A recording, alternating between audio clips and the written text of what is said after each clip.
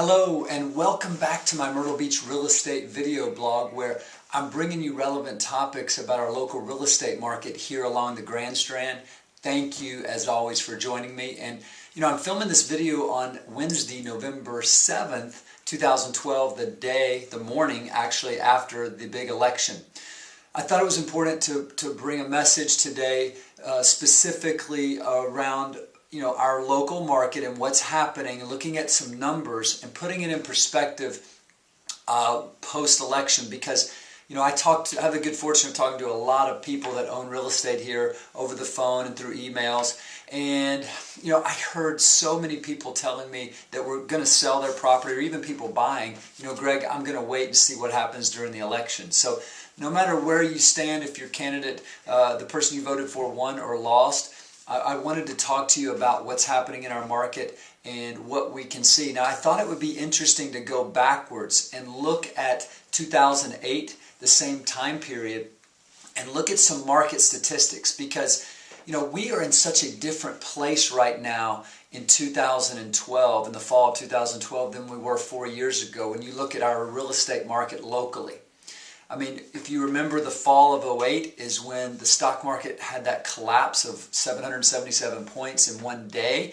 The bailout stuff was going on. Lehman Brothers was failing. I mean, it was just a mess. And we limped into '09 it was dreadful that year. So in 2008, of course, we had a presidential election. And here's what's interesting. 2009, I have market stats for 2009, October. That's about as far back as when I was really tracking them closely.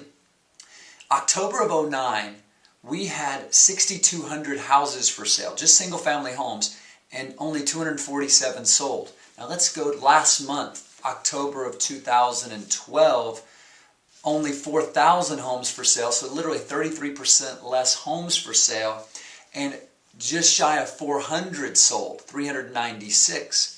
We had a 25-month supply of inventory literally just 3 years ago. Today we have a 10-month supply of inventory. So my point being, no matter who won the election, we still have dramatically less inventory, dramatically more demand, which is what I typically watch, supply and demand. So also, distress inventory, and I don't have distress inventory for you in '08 or '09, but I can tell you this much: even 18 months ago, a third of condos that were selling, 33% of the condos that closed each month about a year and a half ago were distress sales, and about 25% of houses. Today, 8% of all the condominiums that are listed for sale are distress, and about 9.5% of single-family homes.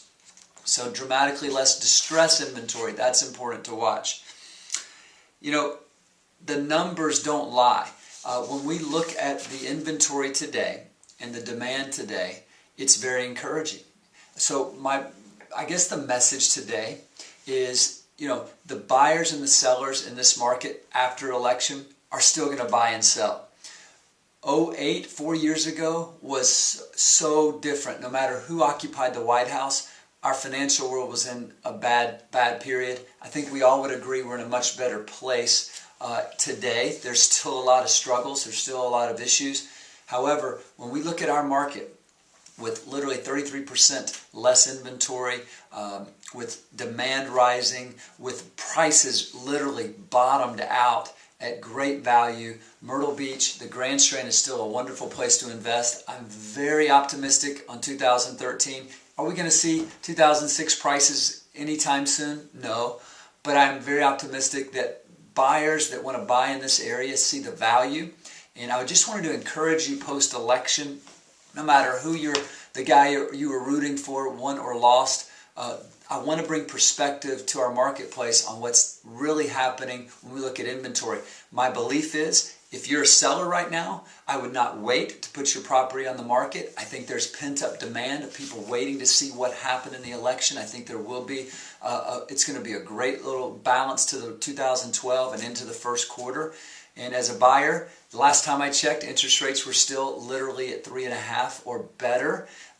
Banks are still loosening up quite a bit. I mean, that's not even a conversation compared to where we were 2 years ago with lending. It's really loosened up.